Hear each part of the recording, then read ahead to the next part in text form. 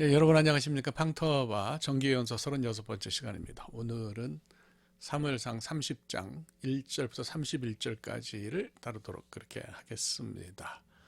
아벡에서 다시 이스라엘하고 블레셋하고 전쟁을 하는데 그 아기스의 신하들이 아기스에게 다윗을 못 믿겠다 그래가지고 아기스 왕이 블레셋 가드의 왕인 아기스가 다윗을 돌려보내죠. 내 부하들이 너무 반대를 해서 너는 훌륭한 줄 알겠는데 못 데려가겠다 해가지고 참 그 하나님의 도우심으로 다윗이 그 전쟁터에서 빠져 나왔습니다. 그래서 이제 그 아기스가 준 시글락보다 좀 남쪽이에요. 예, 가드 땅보다 조금 남쪽인데 거기 이제 그 갔죠. 가니까 뭐 아말렉이 쳐들어와가지고 거기가 다 엉망이 됐어요.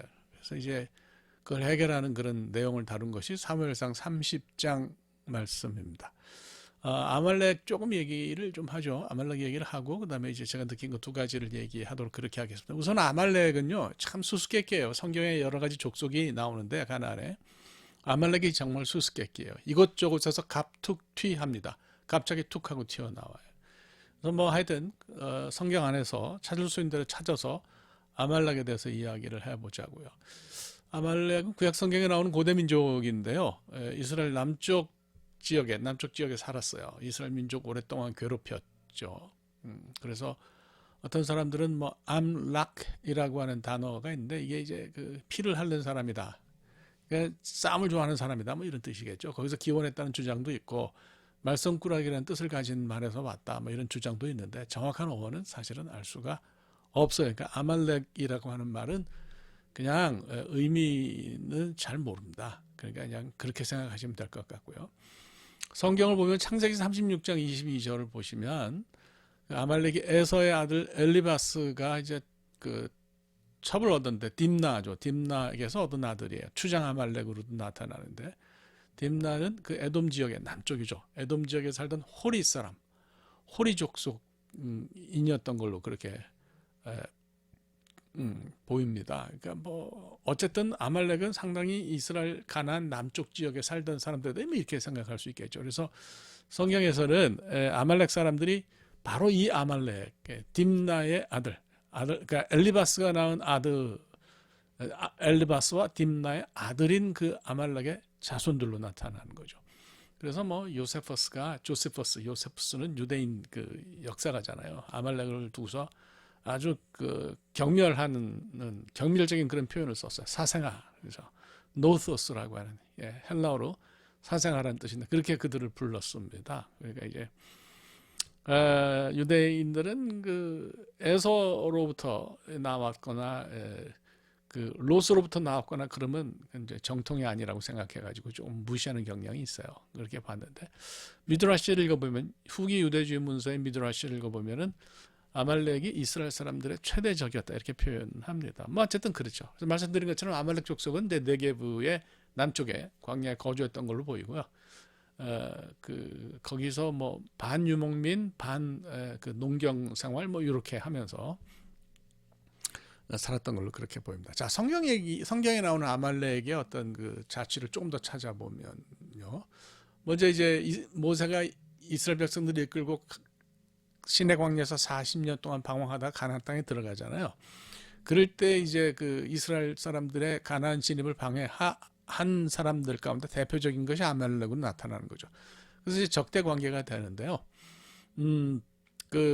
뭐 르비딤 전투에서 패했다가 다시 가나안으로 쳐들어오는 이스라엘 사람들을 다시 뭐 그 가나안 사람들과 연합해서 공격을 했는데 뭐 그게 여의치를 않았죠. 사사기 시대는 이스라엘을 침공해서 잠시 이스라엘보다 우위를 점하기도 했지만은 나중에 이제 이스라엘 왕정이 서고 사울이 그 21만 대군을 이끌고 아말렉을 공격을 했어요. 그래가지고 아말렉의 왕 그 아각을 처형하고 아말렉인들을 애굽으로 밀어냈죠. 사실은 이때 그 사무엘상 15장을 보면 자세한 걸 알 수가 있는데 사울이 아각을 처형하지 않았기 때문에 사무엘이 그 너 하나님 말씀대로 진멸 헤렘 하지 않았다 해가지고 야단치고 이런 것이 빌미가 되어서 그가 이제 그 왕위를 내놓는 결과가 나온 거죠. 그런 얘기가 있어요. 자, 뭐 하여간 그래서 이제 그 가나안 남쪽 지방에 조금 그 아말렉 사람들이 사울 때문에 이제 좀 밀려났는데 밑으로 남아있던 아말렉 잔당들은 이제 이 사람들의 시글락을 쳐들어왔던 걸로 보여요. 바로 오늘 그 사무엘상 30장 얘기예요. 그래서 처음엔 시글락을 점령하고 피해를 줬는데 이제 다윗이 전열을 재정비해서 싸움을 해가지고 전쟁을 해서 아말렉 사람들이 아주 엄청나게 패배를 하죠. 예. 그래서 뭐 그 히스기야 왕 시대 이후로는 아말렉이 나타나지를 않고요. 그 페르시아 시절까지 페르시아 전 바하사 제국 시절까지 아말렉에서 비롯된 잔존 세력들이 남아 있는 것으로, 그러니까 뭐 여러 가지 뭐 역사 비평학적 뭐 이런 견해를 생각하지 말고 성경에 있는 보고를 가지고 생각하면 이 사람들이 그 존재했다 이렇게 볼 수가 있어요. 에스더서에 보면 하만이라는 사람이 나오잖아요. 하만이 그 아각 사람이라는 표현으로 이렇게 나와요. 아각 사람이라는 것이 그가 아말렉 족속이었다는 얘기로 그렇게 우리가 받아들이면 될 것 같아요. 제가 지난주에 저기 위해서 이 부분을 설교를 했는데, 근데 이제 결국 바사에서도 바사가 그 아하수에로 크세르크세스 그 크세르크세스는 헬러 발음이고 아카시베로시는 이제 히브리 발음인데 똑같은 사람이죠. 그때 굉장히 넓었잖아요. 저 아프리카, 뭐 지중해, 메소포타미아 다 이게 페르시아가 점령했는데, 그러니까 이제 그 패망한 지역에 사람들이 있잖아요. 원주민들이 있잖아요. 그러니까 이제 그 사람들을 다스리는 것을 이제 그 사람들 왕족을 세워서 이렇게 했던 모양입니다. 그러니까 굉장히 효과가 좋았는데, 그러니까 바사 안에 아말렉 사람들도 있고 유대 사람들도 있고, 아말렉 사람들의 수장은 하만이고 유다 사람들의 수장은 모르드겐데, 이 두 세력이 부딪혀가지고 결국 이제 유대인 세력이 승리를 거둔 것을 볼 수 있고, 그 이후로는 뭐 아말렉에 관한 이야기가 없는 것을 볼 수가 있어요. 30장을 보면서 이제 생각한 것은, 첫째로는 저는 어떤 일이건 우리 희생양을 찾는 거 그런 건 하지 말아야 된다 이렇게 생각해요. 시글락 사람들이 엄청난 그 피해를 본 것 때문에 전투 패배의 책임을 막 갓 돌아온 다윗에게 물어서 그를 돌로 치려고 했습니다. 뭐 그때는 다윗이 왕도 아니고 무력이 완성된 시점도 아니니까 그럴 수 있죠. 그래서 성경이 다윗이 당황했다고 말합니다. 이건 심리적인 위로는 될지 모르겠지만 문제 해결에는 하등 도움이 되지 않는다고 저는 생각해요. 그 르네 지라르라고 하는 프랑스 사람이 그 희생양 이론을 주장을 했는데, 공동체 안에서 구성원들의 욕망이 충돌해가지고 안에서 이것이 흔들리게 되면 공동체 존립을 위해서 욕망을 해소할 필요가 발생하고, 그때 무고한 사람을 골라서 희생을 시킴으로써 공동의 욕망을 분출하고 공동체 평화를 찾는다. 뭐 이런 이론이에요. 다윗을 죽이면 공동체 그 평화가 찾아옵니까? 그건 아니었죠. 그러니까 이 사람들이 울분을 터뜨릴 대상을 찾아서 당시에 힘없는 그런 다윗을 뭐 죽일 수는 있었겠지만 그거는 해결 방법이 아니었다고 봅니다. 그래서 그들의 패배가 분노를 일으켰고 분노가 희생양을 찾도록 한 거는 맞는데, 그렇게 했으면 내부적으로는 조용해질 수 있을지 모르지만 아말렉이 위협이 사라지질 않았잖아요. 그러니까 진짜 해결책을 찾아야지 희생양에게 분노를 터뜨리는 것은 옳지 못하다. 진짜 문제는 아말렉이었고 다윗이 아말렉과 전투에서 위협을 제거했죠. 그러니까 진짜 문제를 해결하는 쪽으로 갔다는 것을 이제 볼 수가 있어요. 그래서 우리가 희생양 찾는 것은 좀 비겁하다는 생각이 듭니다.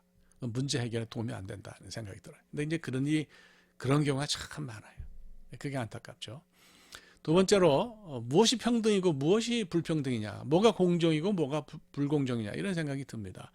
전쟁에 참여하지 않은 사람들에게 노량물을 나눠주지 않는 것이 공정이냐, 아니면 그 사람들에게도 나눠줘서 전체가 다 노량물을 나눠 갖도록 하는 것이 공정이냐, 이건 어떻게 생각하십니까?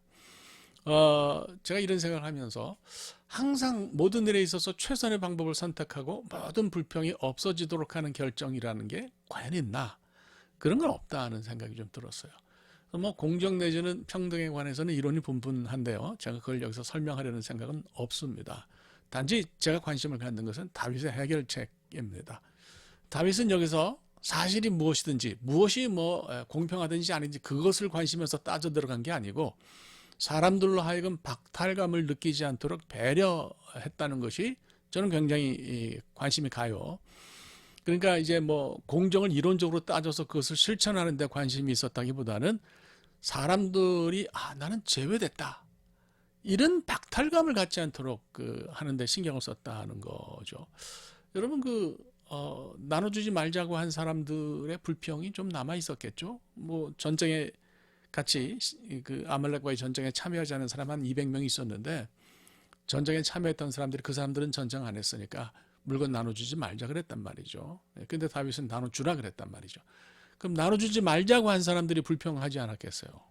그러니까 뭐 그것이 많든 크든 완벽한 룰은 없는 거죠. 제가 생각할 때는 우리가 살아가는 세상 자체가 타락한 이후의 세상인데 여기에 공평이라는 것이 있을까 그런 생각이 솔직히 듭니다. 그래서 다윗은 여기서 불평의 최소화에 더 큰 관심을 가졌다 이런 판단이 들어요. 이제 불평이 두 종류가 있을 수 있는 거죠. 하나는 뭐냐면 가진 것을 내가 가진 것을 조금 내놔서 다른 사람들과 나누는 데서 오는 불평이 있을 수가 있어요. 또 반대쪽에 완전히 아무것도 받지 못한 데서 오는 불평이 있을 수가 있는 거죠. 어떤 게 더 컸겠습니까? 완전히 아무것도 받지 못한 데서 오는 불평이 훨씬 컸겠죠. 그래서 다윗이 여기서 그들의 불평을 잠재우는 쪽을 선택을 했고 결국 이건 최선이 아니라 차선을 한 거라고 볼 수가 있죠. 우리가 이제 삶의 많은 경우에 대부분의 경우에 최선은 사실 없다고 보여지고 지혜롭게 차선을 선택한 사람들이 오히려 많은 일을 했다, 큰 일을 했다는 것을 발견해요. 이것을 좀 우리가 눈여겨볼 필요가 있다는 느낌이 드네요. 그러니까 여러분 우리가 교회에서 신앙생활을 하면서 차선을 선택했다고 해서 그것을 잘못됐다고 생각하면 안 됩니다. 차선을 선택해서 오히려 더 좋은 결과가 올 수도 있다고 하는 것을 기억하고 그렇게 할 경우에 오히려 분쟁이 없어진다. 이런 걸 우리가 생각할 수가 있는 거죠. 자, 뭐 오늘 여기까지 하도록 하겠습니다. 네, 다음 시간에 뵙도록 하죠. 고맙습니다.